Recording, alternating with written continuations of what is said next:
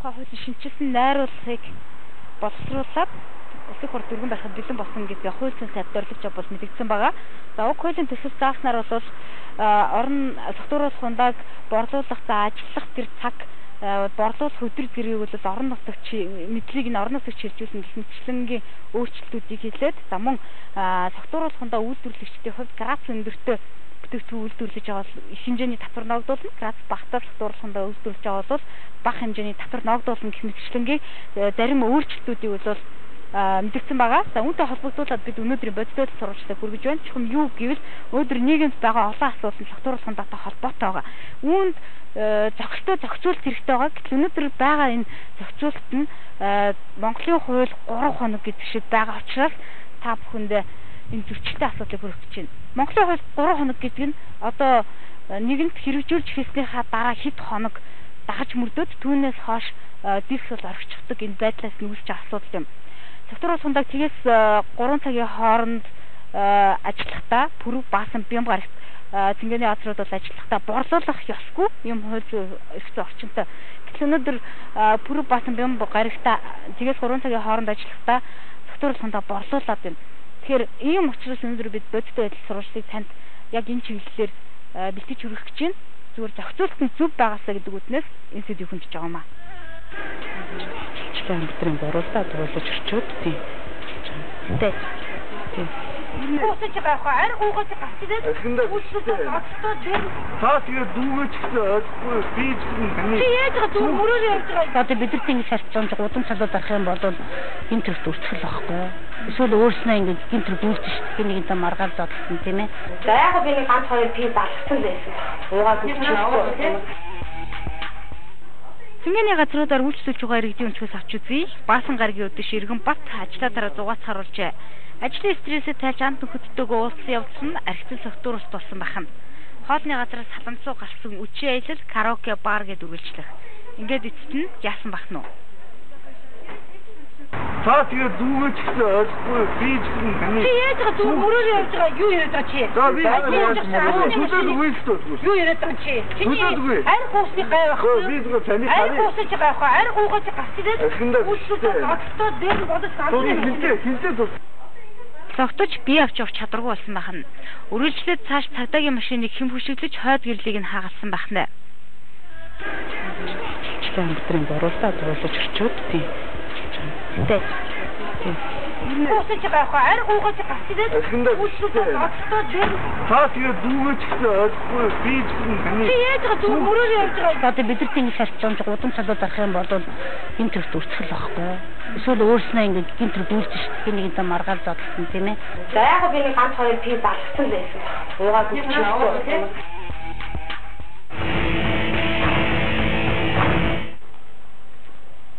Яг иймэрхүү согтууруулах хундаа хэтрүүлэг хэрэглэсэн үедээ хөгжиж пагтлсан нэгэн байхад эрүүгийн онц ноцтой гинт хэрэг үйлдчихсэн олон мянган тохиолдол хөвсөөр байгаа юлээ. 2015 оны 1-р улиралд 5069 гинт хэрэг бүртгэгдсэн нь өмнөх оны муу ихээс 968 нэгж буюу 23.6% өссөн үзүүлэлт юм а. Хэрэг гээхүү өсөхөд нөлөөсөн хүчин зүйлийн 1-р шалтгаан нь архи согтууруулах хундаа болж байна. Тэр шөнийн тэг цагаас согтууруулах ундаа борлуулах 20-той.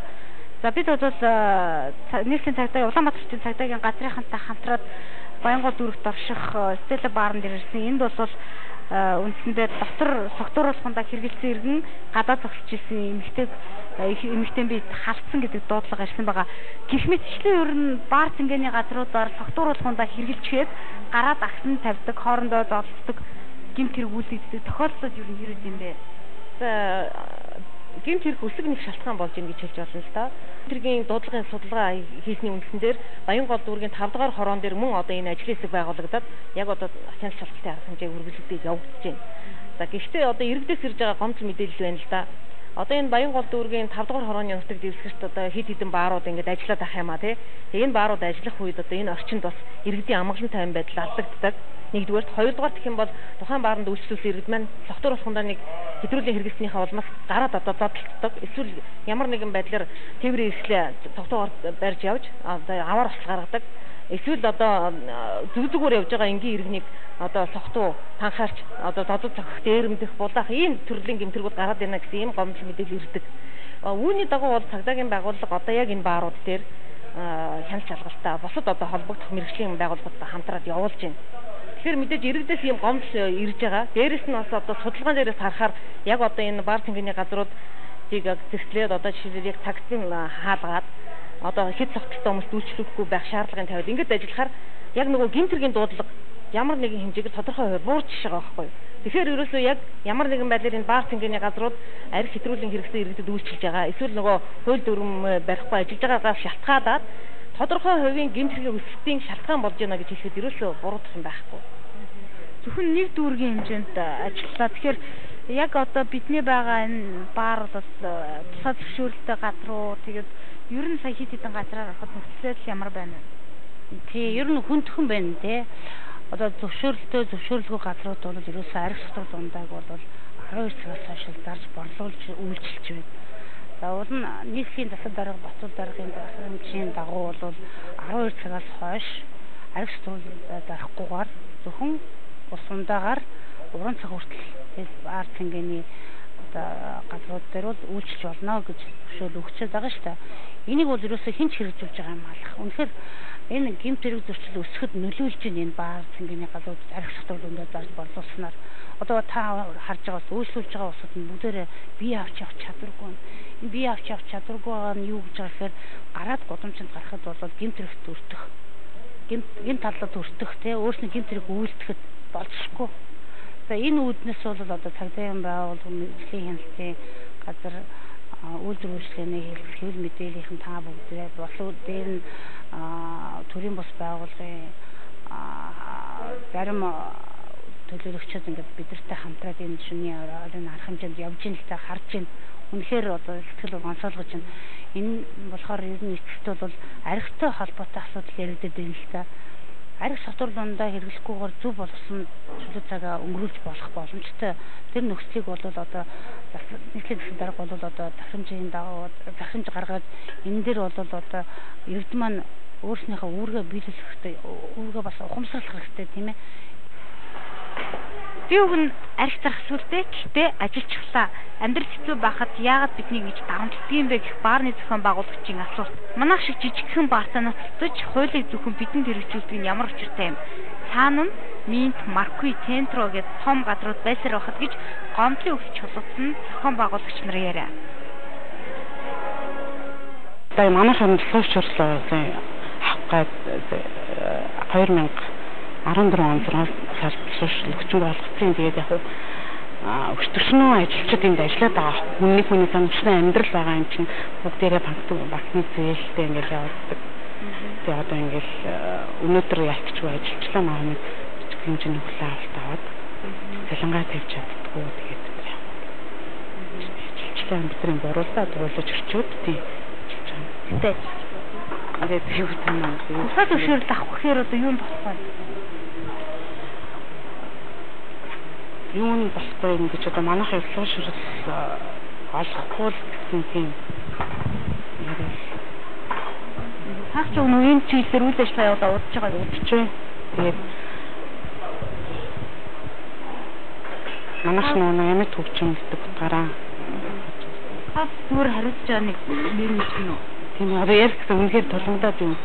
Хэлмээр юм зөндөө байгаа боловч нь хэлж чадахгүй юм дээ.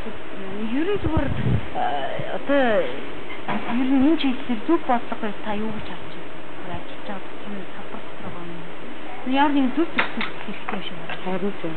Тэр энэ дээр зохицуулсан юм ямар байна? Ерөөсөө ийм үгүй байгаа шүү дээ. 4-5 цагт 3 юм гээд. 3 цаг хүртэл тийм болчихсон шүү.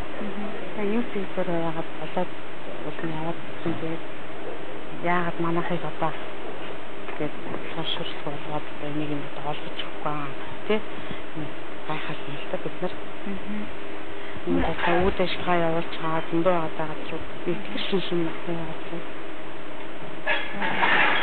Зүгээр арх тахгүйгээр эсвэл ажиллаж байгаа өнөөдрийн тухайд аваад 12-оос хойш арх. 12-оос хойш манайх арх зараг Үсээ авах төврөнд аваад тавьсан байсан юм уу? Тийм. ерөөсөө 12-оос цааш манай биел мийлэн дээр ч 12-0 биш манай хайрцааш тэггүй уртан ч гэсэн шалгаалцдаг болсон. 10-11 цаг тавцаа архи 2 цаг. Манай 3 цаг хэд удаа хаац ерөөсөө 3 цаг хүртэл хүмүүс чинь өөрсдөө өсөлтөөр захиалга гэхээр бид ч одоо тэгээд бас айгу хэцүү 3 цаг хүртэл суулгаад усандаар үрчлээд байгаа хэцүү шүү дээ. Бас тэр хууль энтрийг өмнөөр харин хэцүү шүү дээ. Энэ хууль зөрчий гэж дуртаад байгаа ингэж байгаа биш шүү дээ. Бид нар чи үйлчлэгээний байгууллага хүмүүсийг үйлчлэе гэж оруулж ирчээд тэгээ одоо үйлчлүүлье гэдээ ингэж сууж хахад нь үйлчлэхгүй та нарт гэдээ ингэж бас хэцүү. Энэ хууль бол бас жоохон амьдралд нийцээгүй хууль байна гэж. Ийм л хүчтэй бид нар бол арх дарс зараагүй ганц нэг пи бол зарсан 2 ширээтэй нэг 10 хүн байлаа. Би бодож сүр дундаа орсон та мэдгүй. Би мэднэ. Сул агуулмжтай биш тийм сул агуулмжтай гэсэн дордог.